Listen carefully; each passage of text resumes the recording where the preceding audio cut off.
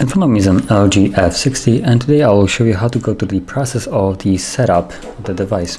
So starting off, we will see this screen where you get to choose your language, which I'm gonna keep on English, and then to go on,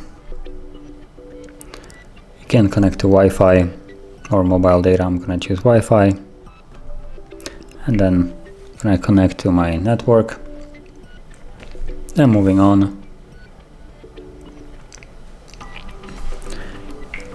you can log in to Google, I believe.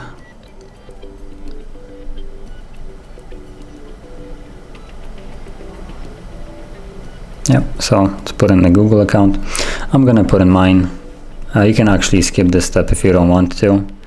And also, if you don't have an account but you would like to create one, you can always do it here. Create an account or skip it right here. So I'm gonna log in now.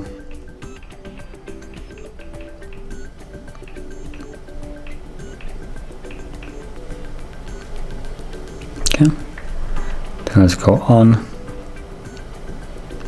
And I'm gonna put in my password, so let me do that.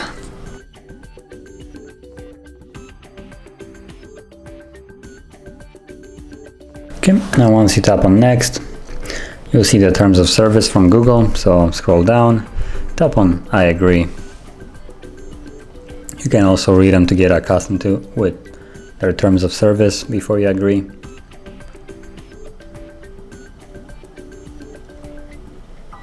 You have some setup payment info. I'm just gonna skip this, or by selecting remind me later.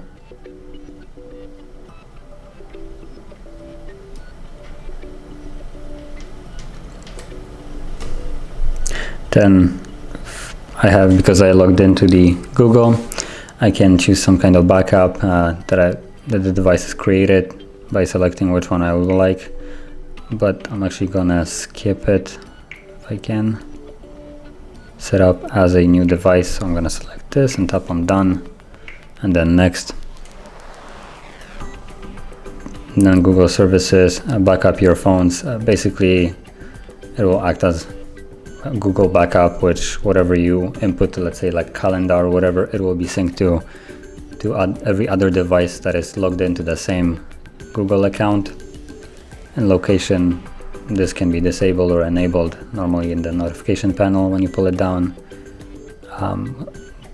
Most of those things can be changed anyway. So yeah, then you got software update, tap on I agree,